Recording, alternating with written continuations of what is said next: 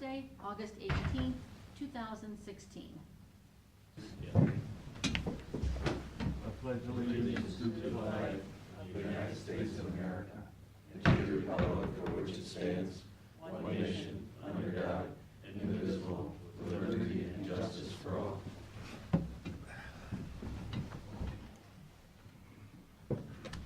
Dispense with the reading of the minutes? Second. Mr. Monahan? Yes. Mr. Farrell? Yes. Okay, Greg, I guess you're first up on the agenda, so you would mind standing at the podium so Carolyn can have so we can record what you're... Alrighty. Thank you, Commissioner Farrell. We are here to, first of all, it's good to be here. I walking in here today, I thought, my gosh, it's been a long time since I've been here. So it's Linda over at the water. Yeah. I'm going to pass out just to help. Just to aid, you can see it's a highly, just to kind of aid in our discussion. This is as simple as you can get. Oops, excuse me.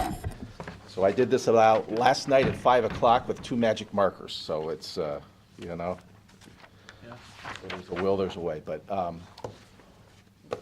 we are here this morning to talk to you about the State Route 4 corridor and specifically kind of a next step. As most of you are aware, we, with the Erie County Regional Planning, previously we did the first step on the State Route 4 corridor study.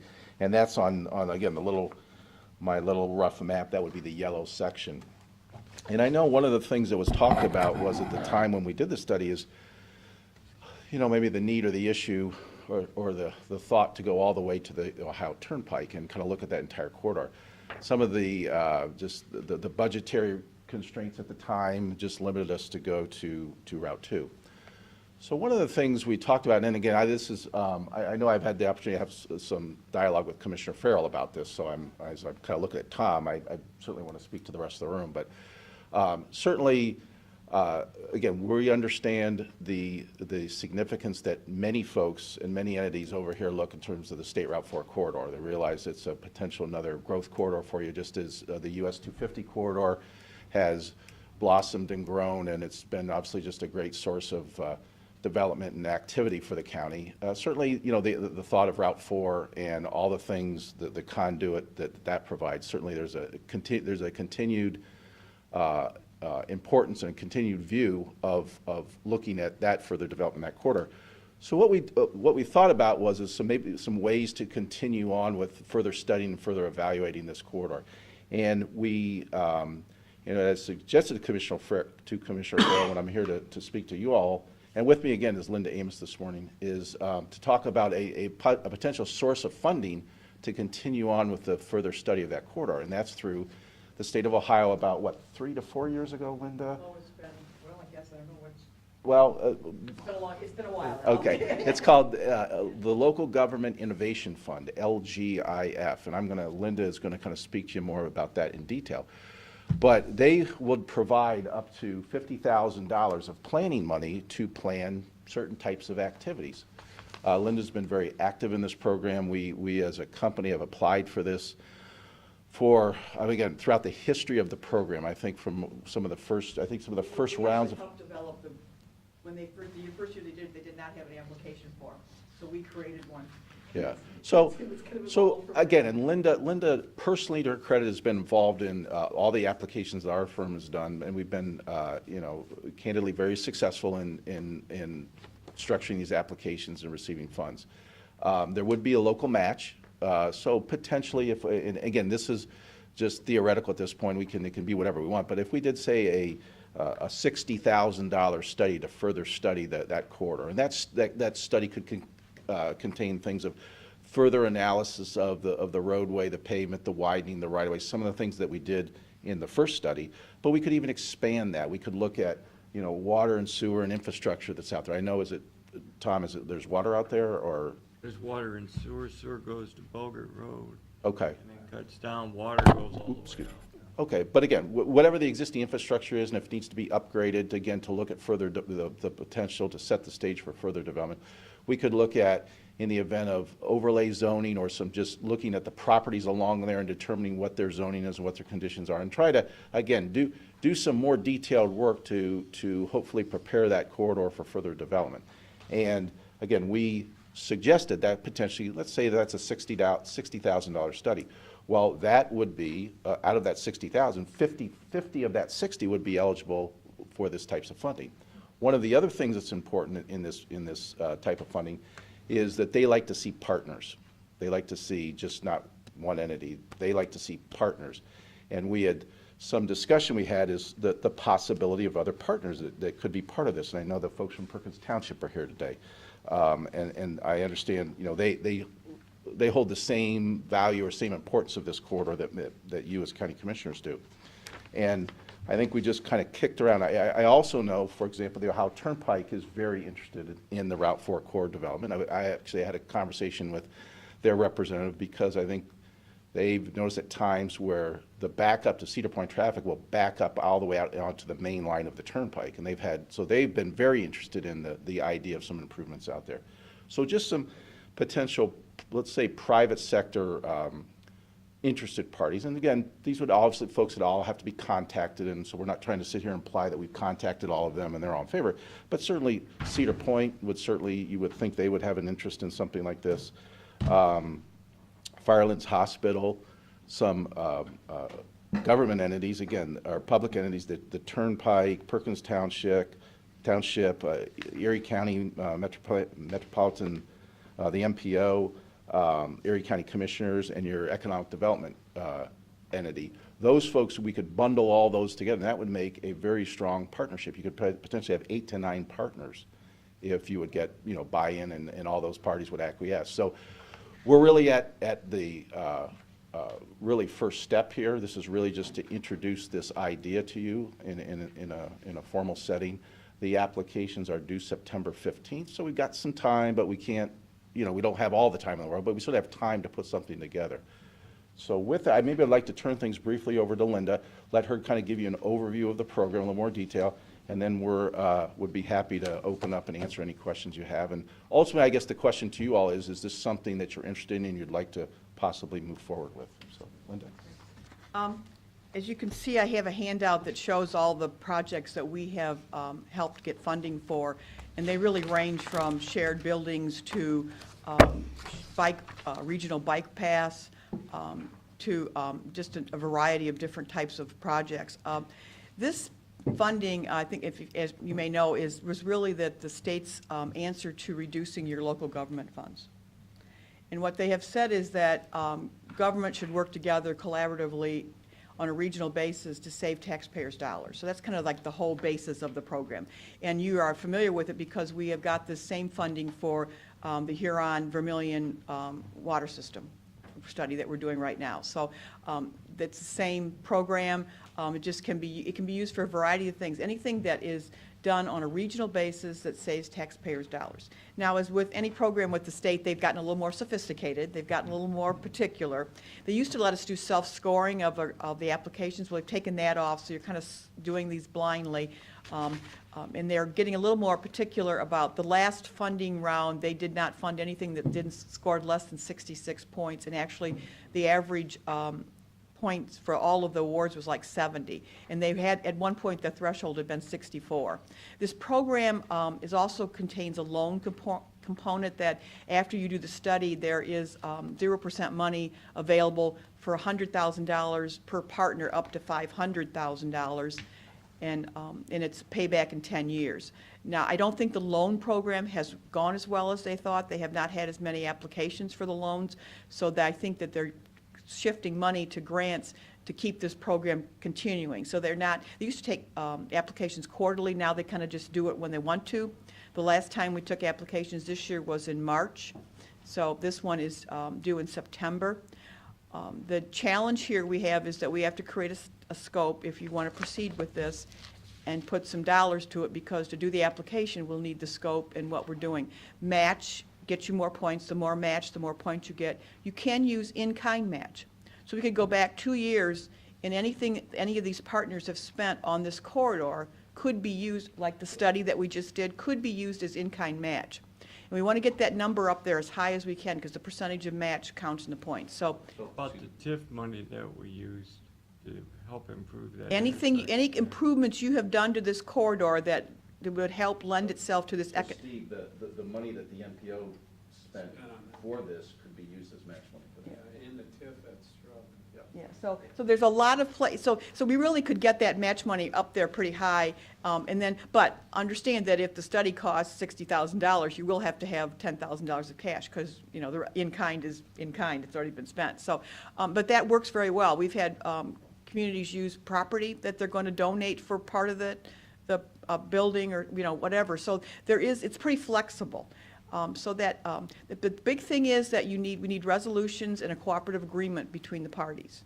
So to say that it's due September 15th is doable at this point, but as I've told Greg, don't be selling too many more of these, because, you know, this takes some time, and especially if we have 9 partners. And I think one of the things we can strategically do is say, all right, these are really collaborative partners that will sign the agreement and do the legislation. And these other partners will be supporting, provide a letter of support, that they support this and they want to participate, not necessarily putting in legislation. So that can help the process. But if we want to do all 9, it's okay. We just need to focus and figure out when people meet, because by September 15th, when it's due, and I hate to wait to the last minute, because you do this online, and you know what happens when you try to do everybody in the world tries to do something online. You try to get it done a day or so ahead, so that all those documents are together, and we're able to submit all that together at one time. They used to do a cure period, and it was really pretty. You could submit this stuff during a cure period. What I found the last go-around was we had like a 9-cent error in our budget. They came back and said, your budget doesn't match, so they let me correct the 9-cent error. But there was no cure for additional information or anything that they had done in the past. They've tightened up this program a little bit. So we really want to focus on, I think this is a good project because it focuses on economic development, focuses on job creation. I mean, those are the buzzwords we want to have in the application. So that's kind of the story. You're very familiar with it because you're doing one of these right now with Huron and Vermillion. So any questions? Bill's been working on this economic corridor on Route 4 for, when Chris? Yeah, and you know, when you take a look at the amount of traffic that is now coming off of the Ohio Turnpike, I mean, it's getting close to equaling the amount of traffic coming off the Turnpike on Route 250. And I think, you know, the funds that are available to us, you know, through the Turnpike money, through the bond money, I think we need to try to take advantage of those dollars for this area, and you know, make that corridor. Yeah, one of the things in the plan that I would certainly strongly recommend is that we identify these funding sources and we set a strategic implementation plan, how we're going to go after that money and how it will happen. And once you have these plans in place, then you have the place to go to the next step, because funding agencies, they like to see collaboration. They like to see a plan. They like to see that you've sort of got your act together. And so I think that that's where what this really is all about, is setting the stage. And we have several planning studies that we're doing just for that, is to identify those funding sources and to be able to go to those funding agencies and say, hey, we know what we want, we know what we need, we know why we need it, and we know what the need is. So that's kind of... You know, we saw with the Gnomes building, the amount of traffic that now goes in there, we were able to work with the state of Ohio and use some of that TIF money that we've got to widen that corridor just a little bit there. But I think, you know, with the traffic that now comes off in the summertime, equaling the traffic on 250 that's coming off on Route 4, I think we'd be remiss if we didn't take advantage of what's out there for us. And I think, Commissioner Monahan, when I know you were present when we presented at the MPO meeting, I think in early July, and I think we kind of made the same comment. It was a point just to do a study, to have a study to put up on the shelf. I mean, I don't think anybody's interested in that. It's like, what do you do with this? And I think, whereas this first day, kind of, again, we did a piece of this would finish the whole corridor. This would also kind of expand. It would look at economic, as Linda said, economic development pieces of this. And then what do you do with it? I think then you've set the stage for what we call this group of partners that, you know, we talk about, you know, the Cedar Point, all this, and the government and private, to then approach ODOT, approach the turnpike, you know, those folks that basically have the money and advocate for actual funding for the corridor, for the improvement. What kind of time are we talking about? November, these are due September 15th. The awards are made by mid-November, and then so presumably it's awarded. Then, I mean, truthfully, we could probably get this study, I mean, probably get it done in 3-4 months. So you'd be in by this spring, by spring of next year, you'd have this document done, and you could sit down and have some very meaningful dialogue with those folks. This group of partners could have some real meaningful dialogue with ODOT about, hey, this is very important to us up here, and it's just not because we said so, but I mean, here we have, again, some further planning, further documentation that says all that. Yeah. I know Perkins Township's been very involved. They authored a letter a couple of weeks ago we received in regards to this corridor. And I know it's a spot with you folks that you get a lot of complaints from your residents because of the traffic buildup, the danger of that intersection. And I know ODOT's working on it now, but that whole, you know, it's just busy all the time. A lot of truck traffic too. I think They we want to wanna look say at all the funding sources, and I think I would encourage you, because if you have all these partners, you have a political power. And that is a good place to go for state capital budget appropriations, those types of things that are not typically used for these kinds of programs. They're not the ODOT program or the whatever, but get yourself a little bit out of the normal and start looking at different places where funding's available. I think that's something that the plan can do as well, is create that sort of interesting, different types of places where you go. The other piece I failed to mention is, again, you get this partnership together, and then again, it allows you to, I said, you know, ODOT, but also allows you to engage your state legislators, get Yeah. those folks in the middle of this, because, again, we all know, I mean, these major projects don't get done without their support, their Absolutely. involvement. So once, by doing this, it just, again, further shows the significance, the importance of it. It shows all the right people around the table that are all saying, yeah, this is important in Erie County. And legislators, I mean, Yeah, well, if we get these studies done, yeah, we've got a good base to go after the dollars that are the turnpike dollars that, Yes. you know. There's another round of that supposedly going to be done, There's so. actually 2 rounds. I think they kind of split it. As I understand, when I talk to the turnpike folks about their interest, and by the way, they, you know, again, I can't speak officially for them, but informally, they'd be very interested, be very willing to come to a meeting and talk about the support of this. So again, but yeah, there's going to be, as I understand it, the turnpike issuance that went to ODOT, and then the projects, there's going to be 2 more rounds of that coming up over the next 3 to 4 years, and I'm a little fuzzy on that, but Yeah.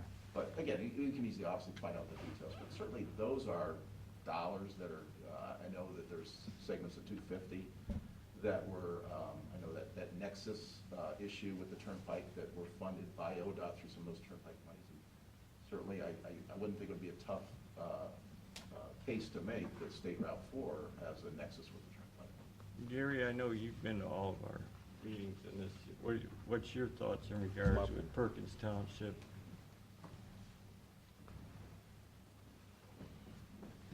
Good morning, Commission. Yeah, as Mr. Farrell's mentioned, we've been involved in reviewing. I think when the MPO updated their long-range transportation plan, we provided comments. So this has been an ongoing thing, probably in the last 14 or 15 months that they've been updating plans.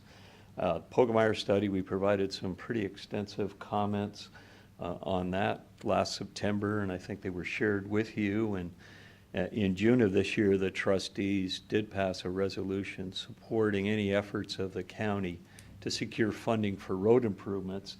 And I think this ties directly into it. If we have the basis of a study that can be used to go after funding sources, then it positions us to be able to identify the improvements a study would and how we'd go about implementing them. I think having a strategic approach, as Linda's mentioned, makes all the sense in the world.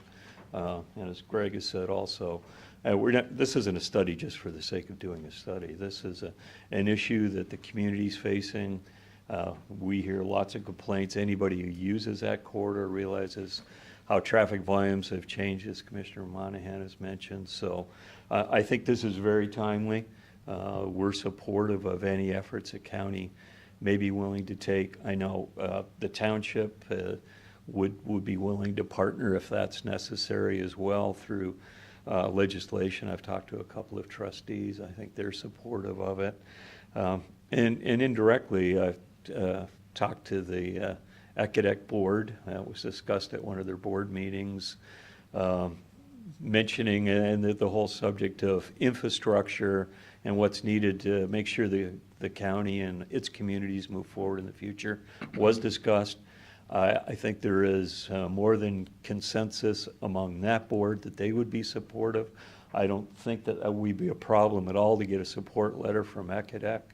I've talked to Duff Milkey at Cedar Fair, sort of about the whole transportation and infrastructure issues. Mr. Milkey's indicated Cedar Fair certainly has an interest, spoke to some business owners along 4. They're clearly supportive of anything we can do to improve traffic flow and safety. The township itself, we've started back in the winter looking at it, and partly as a result of Pogemeyer's study that you had commissioned. Some of the takeaways from that were we really need to address policy matters, whether it's land use, whether it's access management and zoning. So we're hoping in September to get additional information to our zoning commission on a future land use plan for that area. So, while all these efforts are going on, I think it's coming to a confluence, and this seems to be an opportune time to make a grant application to get funding so that we can complete the studies. And as the president's mentioned, we've submitted probably 4 or 5 letters in support of long-range transportation planning, particularly on 4. We see that entire corridor functioning as a principal arterial, although the long-range transportation plan kind of splits it at Bogart between principal and minor. But the traffic delays and operational issues that are happening there are significant. Pogemeyer's study identified one of the largest bottlenecks is at Perkins Avenue. That may require right-of-way improvements. So having a study that more details that, what would be necessary, and what sources of funding, I think, looms huge in the future for the community. Thank you. I'd be pleased to answer any questions the commission might have. All right, you got any questions, Bill? No. Jeff or Jim, did you have anything? Trustees, Steve, or Carrie, you want to add something? I know Carrie had the numbers on that, and I left it in my car this morning on the exchange out there. But you're gonna need to talk to Groton Township too. I know you guys have the bulk of the property along 4, because it goes from Perkins Ave. You guys go out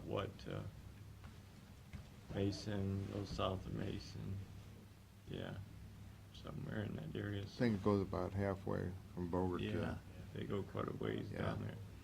and Groton Yeah, and then is the Groton. rest of it. Yeah, I would just echo Gary's comments, and I think we have many of the partnerships in place from the plan that we did earlier. The one group that will probably want to add are the schools. I'm sure they'll want to become involved. But we would be very supportive of any direction the commission wants to go in as far as this corridor and seeing some improvements to it in the future.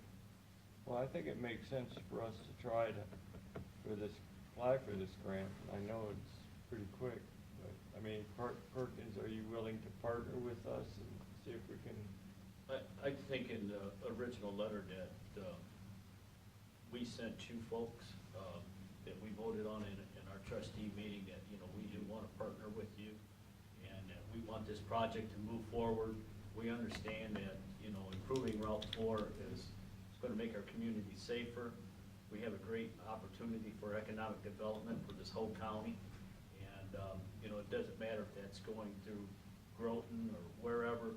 It's going to help this whole county if we can turn this into economic development.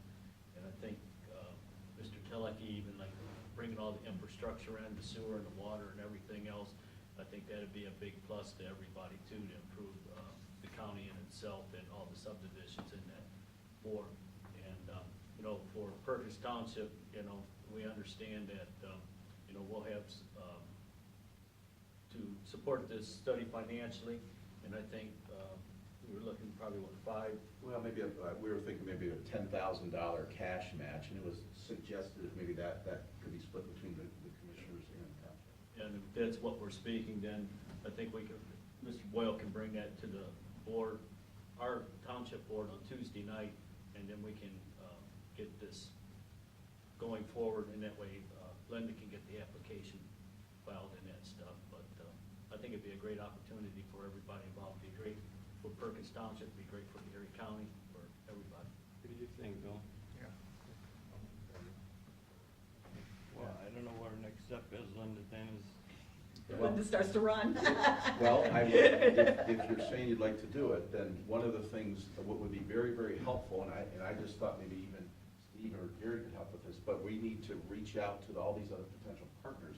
And if there's folks that we missed, I thought, Steve, I didn't even think of the schools, and that's Yeah, great. the schools were involved in the first study. So maybe if we could meet, if not this week, very shortly here, I'd love to sit down and talk, review these partners, at least this was just kind of our first blush that people were missing. And then we gotta go contact them, because we gotta get the resolutions and things. And truthfully, that's always the hard part, is getting those resolutions out of all these partners.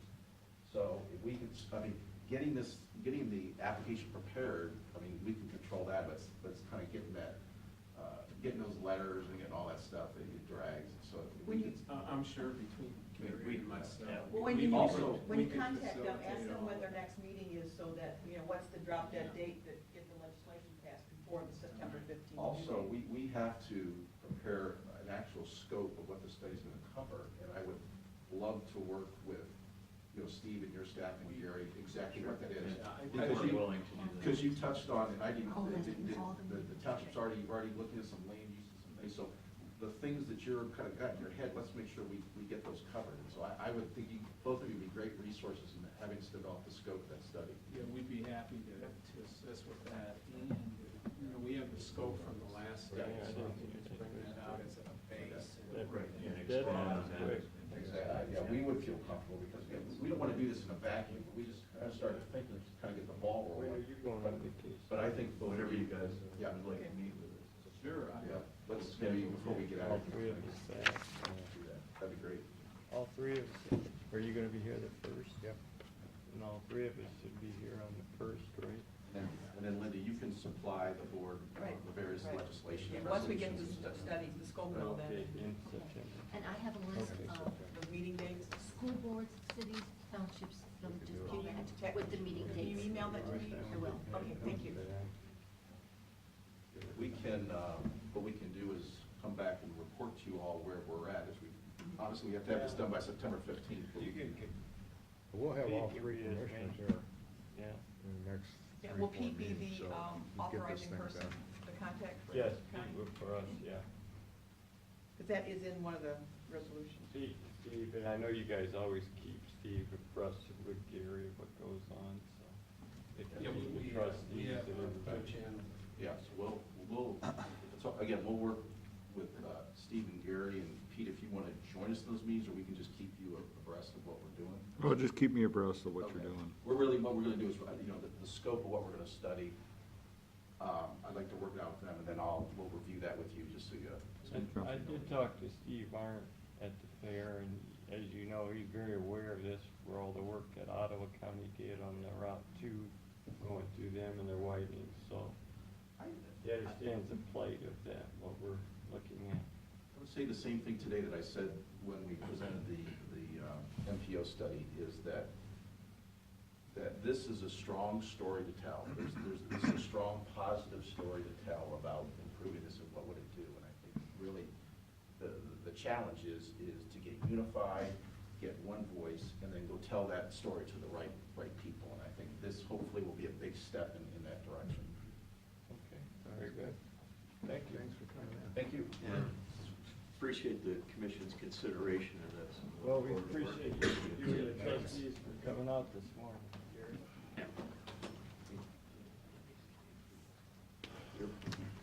Thank you. Okay. See you guys. Yep, Thanks, yeah. see ya.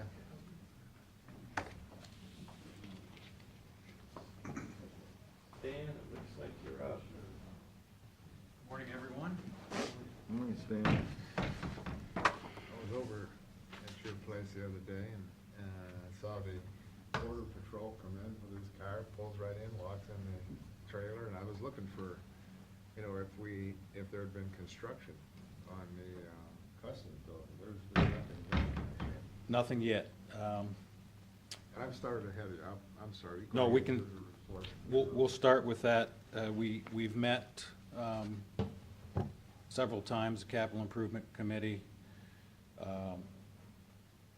have determined through the construction manager at risk concept program that our selection is Telamon Construction, local contractor, to do the work. They have come back with a price of $800,000 to complete the building from start to finish. Customs is content with the changes we made. We've been waiting for a couple of months to hear back from them on all the cuts that came out of the original bid package, and they approved all but a few. So that was all very positive. I did request from them in writing if we absolutely had to have the building, since we had the trailer that seemed to be working just fine, and they referred me to their website, and for your information,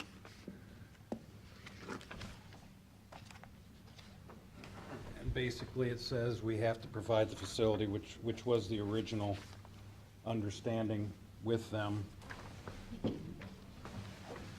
regarding Customs coming to our airport. Where they, and that's a hard and fast rule, I've been told, and I have it in writing from back in the spring when they were pushing hard about the fact that the temporary trailer was supposed to be just temporary, and the original agreement was for 1 year, at which time they wanted the new building complete, that they've been very gracious, allowing us almost another full year to work through what we thought was best building-wise. And very simply put, they said they closed Toledo down, and if they have to, they'll close us down until they get the building. And if you read through this, it lays it out very clearly for a Customs facility that is a user fee airport, which we're currently are and would be permanently. They pointed out that normally their guidelines require for the user fee airport to pay for a minimum of 1 full-time inspector. They waived that cost, which is $146,000. It's on the last page of what I just passed out to you. $140,874 for the first year, $123,438 for succeeding years. They waived that because of the close proximity of the regional facility on State Route 53. So in their mind, they cut us a lot of slack to allow us to have the user fee airport set up with the building only provided. And they pointed out that they did eliminate some of the square footage that that their manual requires, that their standards require. And I think we're at the point that we can go there is no more negotiation room for this structure. That's pretty much the whole story of where we're at today. Yeah, I guess what got me was when we were talking about the interior decorator, and we had somebody picking colors out and stuff in Fort Clinton, one of the businesses in Fort Clinton, and they were gonna do it for, rough it off, a couple thousand. They said they weren't on the list, so they had to go to somebody in Cleveland picking out the same colors, and it cost $8,000, so there's $6,000 difference because.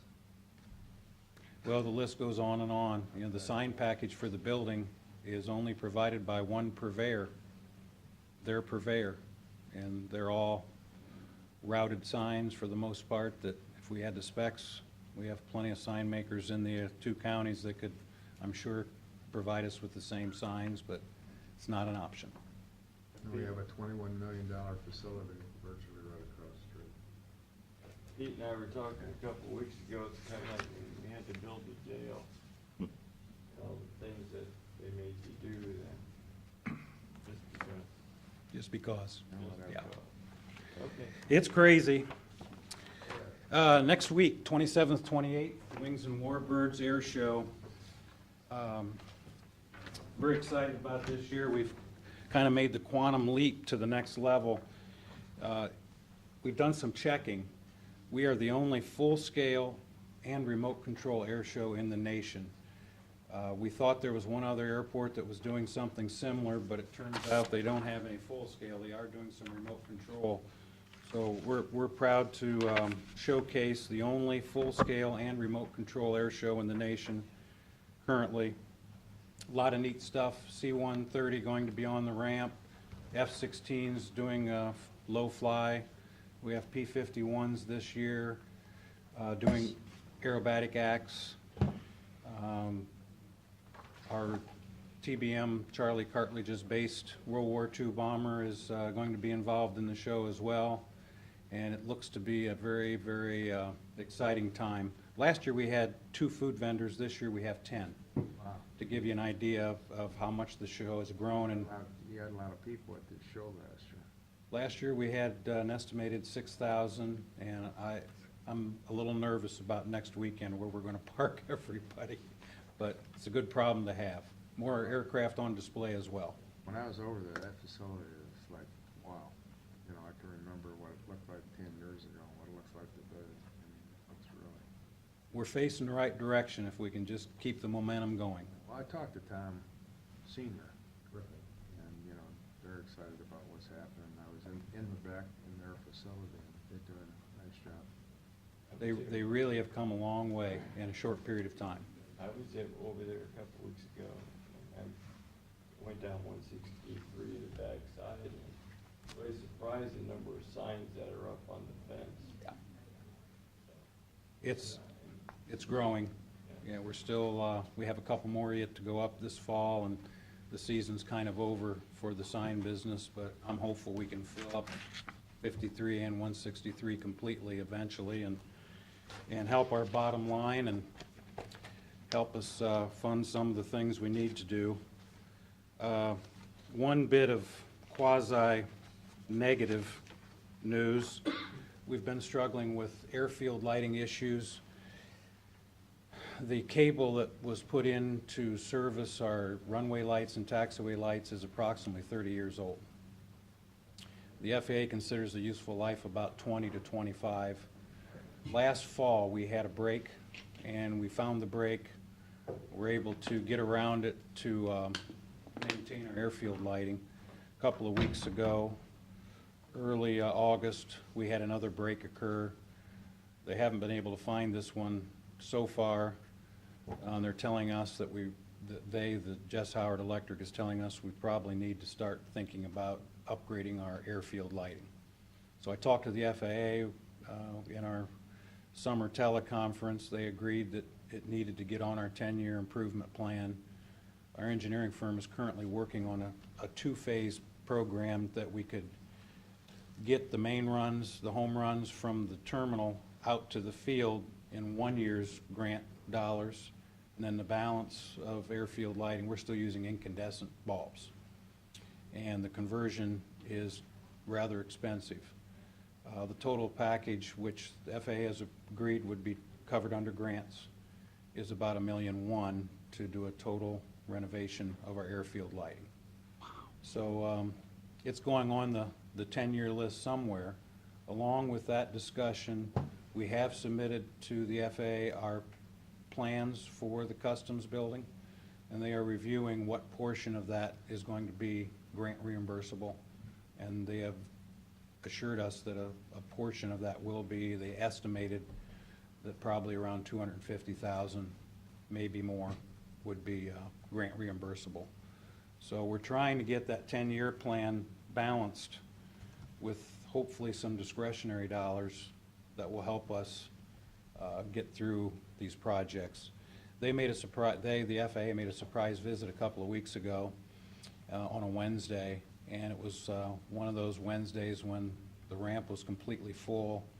and there was a lot of aircraft traffic, and I've sent them pictures and pictures and pictures, but they had to see it themselves, and they were very complimentary and saying, wow, we now realize why you're asking for some things and why it's important that we pay attention, because you obviously, it's not made up pictures, it's the real thing. So that was very positive.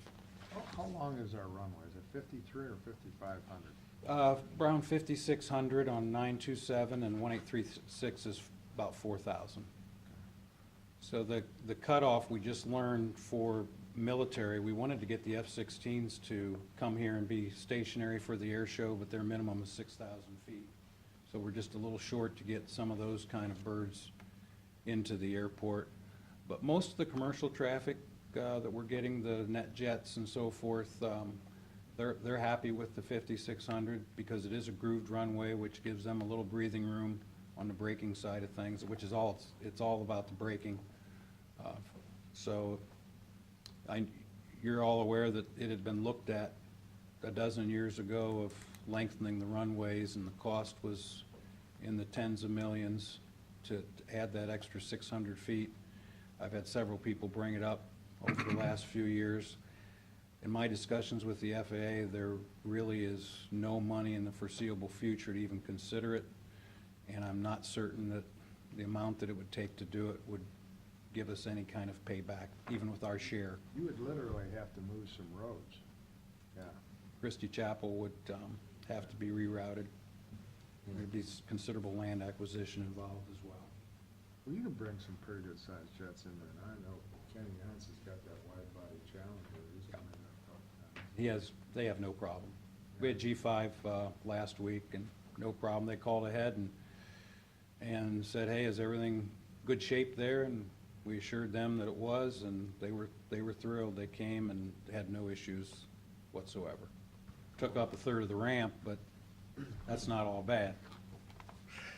I have our activity report for the month of July. Just to give you a snapshot of where things are at activity-wise compared to last year. General aviation, we're slightly up on the number of aircraft that have visited Erie Ottawa International Airport. Commercial side, we're slightly up. However, down at the bottom on the fuel sales portion, 100 low lead, the general aviation's primary fuel, we're pretty much flat, just a few hundred gallons up.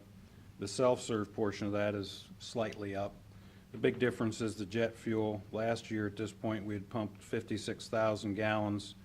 This year, by the end of July, we had pumped 67,700 gallons.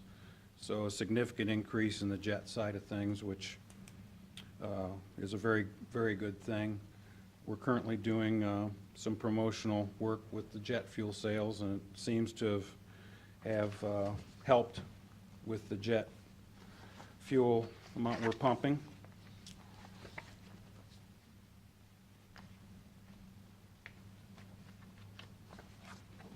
Now, the more these jets come in there and see how easy it is to get in and out, I think we're gonna continue to get that repeat business, and that's good. We treat everyone like they're the only customer we have, because these gentlemen and ladies and gentlemen are a tight-knit group, and they communicate, and they've all bounced around. They all know everyone, you know, everybody in that business knows everybody. So we try to treat them all with first-class service at all times, and I think it's paying off. The Thor Air facility looks really nice over there, too. Beautiful building. Wasn't there an opportunity for what, ProMedica or somebody was thinking about coming in? We've talked to them and Cleveland Clinic. Cleveland Clinic has backed off completely. They're not quite ready to expand into this market, to come this far. Nothing new with ProMedica at the moment. But they had initially had asked something. Yes, Yeah, we've talked to them. Part of the issue, they're in Sandusky County and currently, and they have a very sweet deal there. Basically, they're staying there at a cost that I don't know how we could compete with that. at the moment. But logistics can change, and once those logistics change, we should be in a good position to be competitive, because we're in the perfect spot for life flight, especially as much service to the islands that they do. So we're just waiting for our opportunity. That's all I have. Okay. Thank you, Stan. Thank you, folks. Thank you. Hope to see you all next weekend. We can all be very proud of it. Well, it's, we can just keep growing it and leverage economic development off of it. Yeah, thanks for everything you do over there. Thank you. See y'all. Thanks, Dan.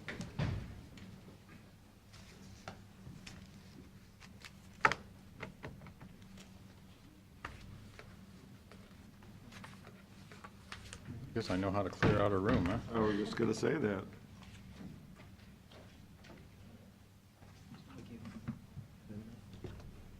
The little guy there. Everybody. Give everybody one.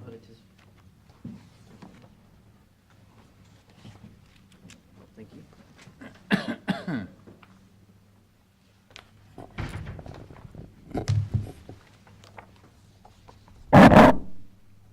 Thank you.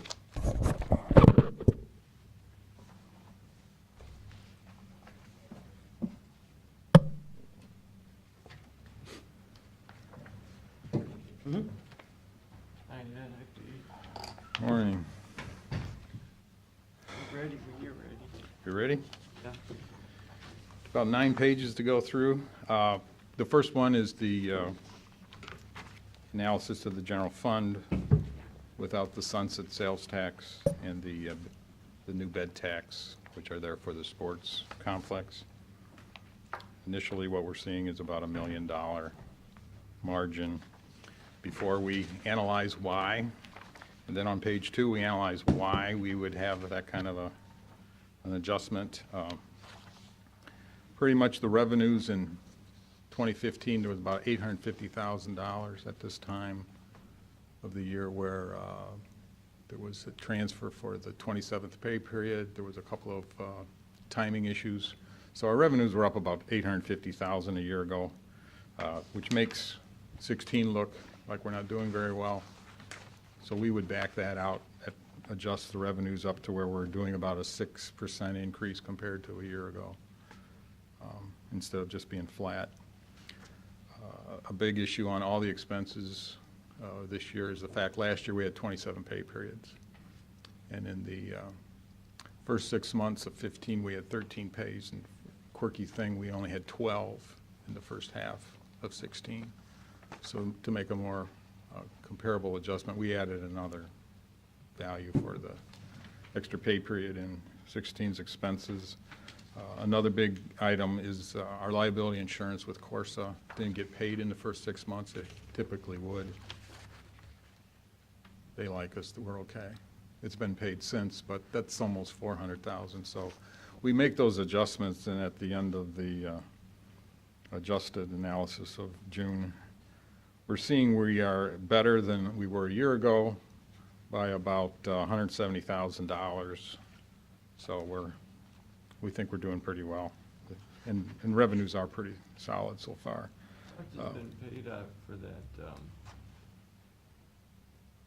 sports part, out of that 3%? We had an expense in last year. It was about $1 million, I think. And that's about what it's gonna be About $1 million? in 16. A little over $1 million. A little over $1 million in debt service.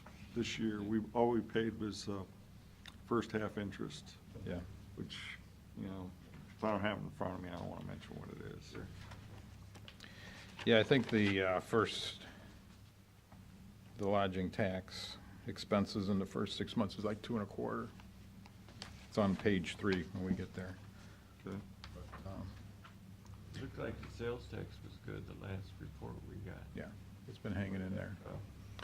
A footnote on the general fund is the Children's Services of Job and Family Services receives a transfer from the general fund. It's budgeted to That's be where nearly it comes. $600,000 more in 2016 than the 2015 budget, and 2015's budget ended up getting adjusted upwards. So that's about a 56% increase in the budget. Year-to-date, they're running less than 50%. Everything we hear, I wouldn't get optimistic it's going to stay below. So I see Just- that investment income is starting to inch up a little bit. Yes, it is. About 50,000 Mhm. plus from where it was.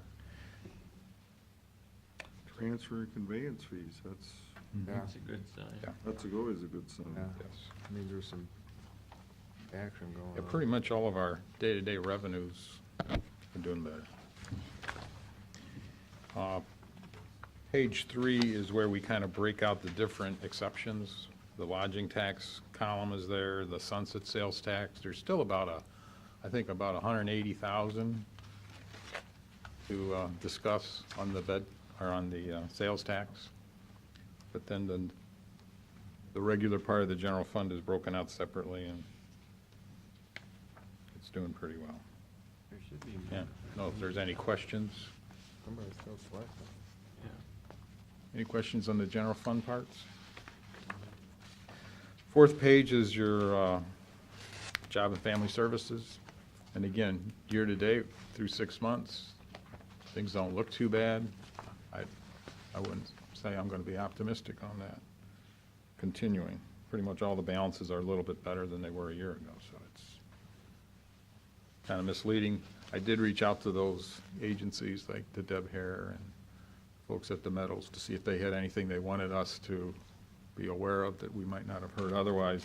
They had nothing else to offer at this time. There's no other questions on job and family services. The Meadows on page 5. Revenues are up, expenses are down. Ends up with a larger balance than a year ago. And again, these agencies as well are benefiting from that one less pay period through the first 6 months, so it's less than it would normally be, but we generally don't make adjustments to them. Starting on page 6, we look at the environmental services budgets. First one being solid waste. Mr. Jackson makes footnotes. They're labeled A, B, C, and then they're listed on the bottom. Picking up on those footnotes, A being the revenues for solid waste tonnage is up at the landfill, so the solid waste district benefits from that. They have increased their budgeted wages and fringe benefits for some additional staffing. Hasn't really gotten fully up and running yet. Again, the one less pay period. How are the staffing levels at environmental services be? Well, as far as number, I'd have to get that one I repeated. mean, there's not any openings or anything, is there? I mean, somebody leave. I don't think so. There's a retirement that's happening this year, and that person's already been selected to replace. As That's far in as the like the billing billing office. office. Yeah. Where we had one at the landfill, and that's taken a while to, yeah, trickle all the way through. But I think we're where we're supposed to be. Yeah. Pete doesn't recall there being any actual openings right now, unfilled positions, so. Right.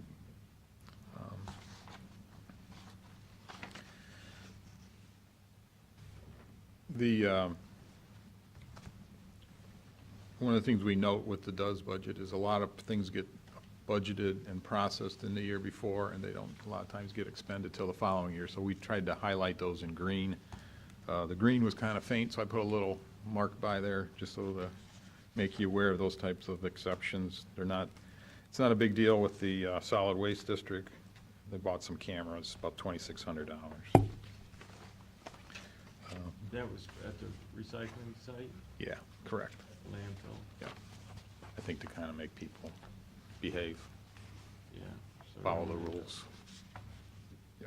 Looks like NASA continues to increase tonnage. Yes, they major, lots of dirt. Yeah. Page 7, the sewer fund. One of the things Pete points out is the treasurer has picked up a lot of the certified collections for the sewer funds. Another thing to note is the cost of the sludge disposal, utilities. There was an emergency repair for chemical feed. The cost for the city sewer flows is a higher rate, plus the flows are up. And that was an additional payment.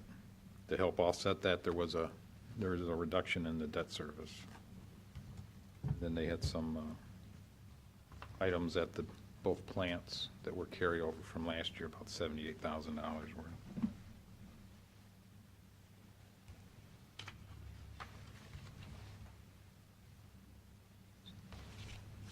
On the page 8, the combined water, we present the consolidated water. We do track the expenses for A and B separately.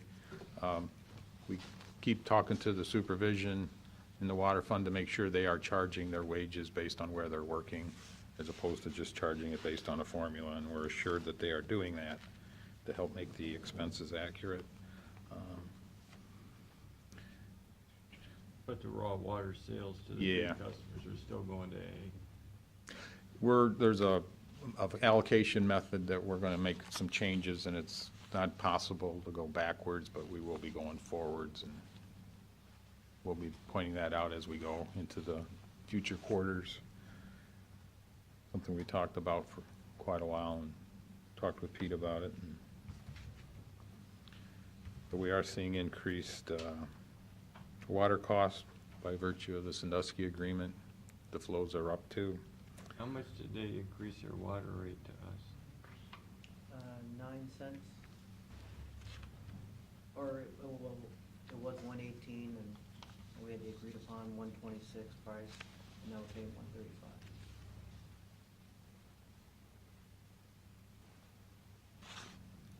And it'll go up a nickel through 2021. Yeah. It'll be at 142. That what we? No, it'll be $1, it'll go up a nickel every year. Yeah. For 2021, so it's $1.35 next year, $1.40, $1.45 and 17, $1.50. Oh, no. 17 would be $1.40. $18.45. $19.50. $50, yeah, $1.55. 2020. 20, yep.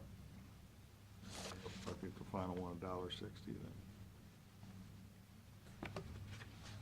On the payments to the city, there happen to be also an extra payment in there, so, and those aren't small payments. So when you look at the purchase of water, it's a number of factors that make that larger than it was a year ago. And what are we paying it here in Pete? I think $1.18, $1.18. 18.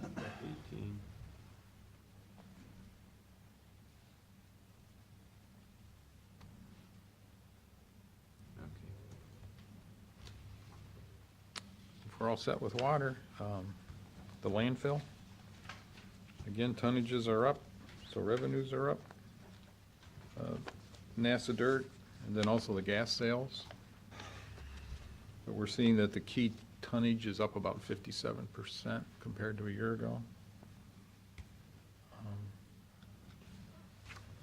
Is the tonnage up from Huron County? I haven't seen that slide yet. Let's see, Huron County revenue. The transfer station. Yeah. is, it's up, not a large increase, but it is up, about 6%. Okay. The generation fees are up about 47%, which is not quite as bad as the tonnage. They, of course, EPA gets paid very timely. It's like one of the first things that happens once we close a month's scales activity. Well, Pete was at that meeting we had yesterday. We're gonna give that 15,000 for the drug recycling program. Yep. Technically, that's for 17. Well, we gave 15 for this We year, gave this too, for two. but it's not reflected in this yet. I think we did it in July. Another thing we inquired from Brian Gill, you know, he hired the mechanic this year. He's calculated saving about $120,000 in repair costs And year to argue date. with that. So, I mean, it's with wages and fringes, $60-some thousand position. So, I mean, don't get mechanics cheap, but it's cheaper than paying somebody else to do it. Yeah. And then they paid for the compactor this year, but that had been budgeted and contracted last year. That's all we have. You borrowing any money internally for the landfill too? No. Okay, thank All you, set? Tom. If you have any questions, let us know. Thank you. Well, you wanna do the resolutions and we'll get into Pete.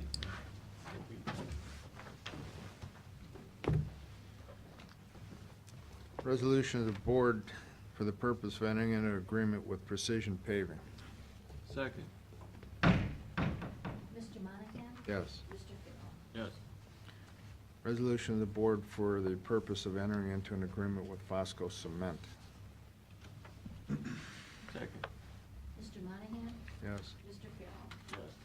Resolution of the board for the purpose of authorizing the county auditor to make a supplemental appropriation. Second, Mr. Monahan? Yes. Mr. Farrell? yes. Resolution of the board for the purpose of authorizing the county administrator to submit an application to the Ohio Public Works Commission and to execute contracts as required for projects proposed by the Erie County engineer. Second, Mr. Monahan? Yes. Mr. Farrell? Yes. That is the resurfacing of Columbus Ave. It is? Next year. So, like from Struck to It was Barger. Well, you already do it. Archer, we did it. I know. Oh, this That's is what I Columbus read. Ave. Okay. Columbus was Struck. Right. So it's down Columbus Ave next year. this one says Barcher. Barcher's a Yeah. widening and resurfacing. Exactly. Oh, and Columbus Avenue. To Strub resurfacing and sidewalk for the Erie County engineer. Did you Barger? And we're both right, yes. Okay. I just read bar chart. Resolution of the Board of County Commissioners executing payment of now and then. Second, Mr. Monahan? Yes. Mr. Farrell? yes. Resolution of the board authorizing the county auditor to make supplemental appropriations. Second, Mr. Monahan? Yes. Mr. Farrell? yes. Resolution of the board for the purpose declaring certain Erie County equipment surplus and ordering same to be sold at internet auction. Second, Mr. Monahan? Yes. Mr. Farrell? yes. Resolution of the board authorizing the county auditor to make supplemental appropriations. Second, Mr. Monahan? Yes. Mr. Farrell? yes. Resolution of the Board of County Commissioners for the filing and approval of detailed plan specification estimates for the cost of the proposed improvement and authorizing to proceed with the bids for the Bayview Water System Improvements 2016 project in the Erie County Sewer District. Second, Mr. Monahan? Yes. Mr. Farrell? yes. Agree to cancel September 5th, 12th, 19th, and 26th meetings. Second, Mr. Monahan? Yes. Mr. Farrell? yes. Resolution to award the salt bid to Detroit Salt Company. Second, Mr. Monahan? Yes. Mr. Farrell? yes. Man, I tell you, I can't get over the cost 2 years ago and the cost today. Less than half. Supply and demand. Supply and demand. No demand last year. Oversupply, yeah. By motion, authorizes County Commission President Farrell to execute the Ohio Department of Health tuberculosis funding agreement. Second, Mr. Monahan? Yes. Mr. Farrell? okay, Pete. Okay, should have gotten the most recent sales tax report. Previous 2 months weren't as good as we expected them to be, but this next month more than made up for it. We did over 10% better than last year. Election, This would have been May's. Remember, Bike Week was moved up a week, Yeah. which fell in May instead of June. Where do you get the next two? I'll bet you Plus, there. plus, you know, again, Cedar Point opens a new roller coaster. You've You're had gonna usually get a great pretty weather. good bounce. Yeah, we've had really good weather, except for the past week. So, you know, year over year, a little over 4% increase, which is right on track with where we're at as far as the budget goes. There should be some, something we received from Barnes Nurseries in there. It's regarding their composting facility. Right. Okay. I talked to the owner about this. She called, wanted to know that, make sure that we know that we were getting it. What it is they're currently a Class 2 facility. They've got for closure and post-closure reasons, to comply with that, they've designated another area just inside there, just as I believe I think it's a Class 4 area, which is just compost only. Right. None of the food waste or any of that kind of stuff, just the, They're moving their compost pile. yeah, but again, it has to do just with closure, post-closure reasons and regulations, so that's what that's for, if you have any questions.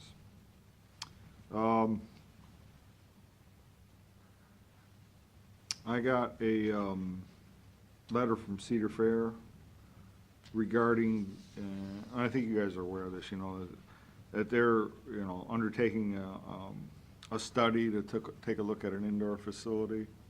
And they advised me that Lake Erie Shore, they've talked to Lake Erie Shores and Islands that they're willing to commit $5,000 towards the study, essentially asking us for, to match that amount for I the don't have study. a problem with that. I think that's it's good for the area. I think we all three talked about that already. Yeah, all three of us have already agreed, I think. Go Okay. ahead. Some facilities items. Did they say who was gonna do the study? I can't remember that company's name. Sports Facilities Advisors.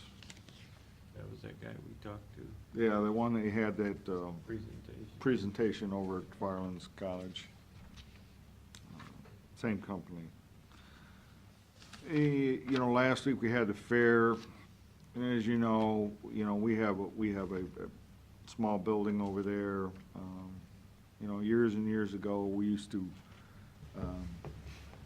have our staff it. Yep. I don't know, I forget, was it either 3 to 6 or 6 to 9 or something like? 6 to 9. It was six, I think it was. Some of the other agencies. Came were in there, during the day. right.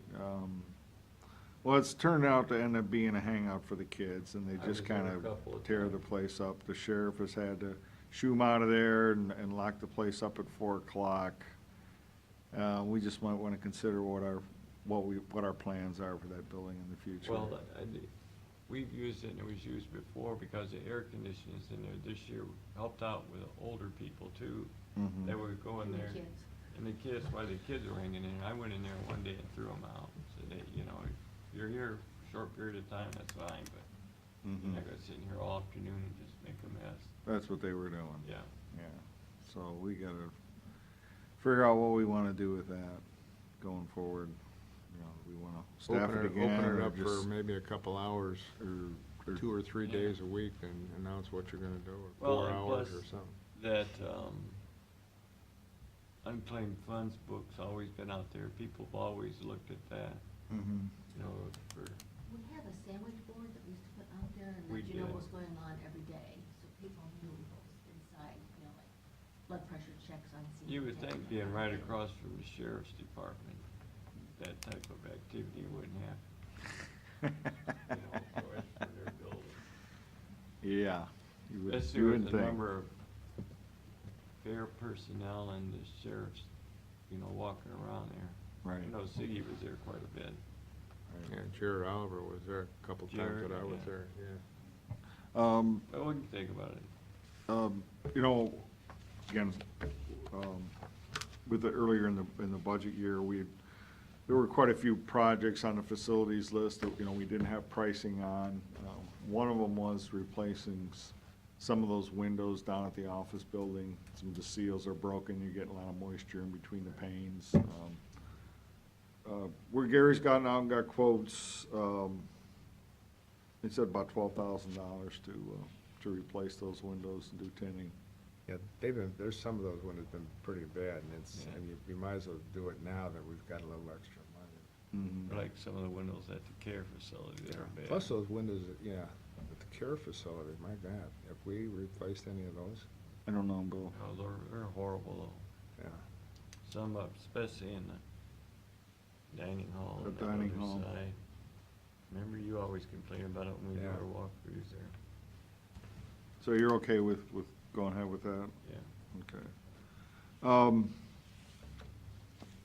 This is actually recommended by the sheriff.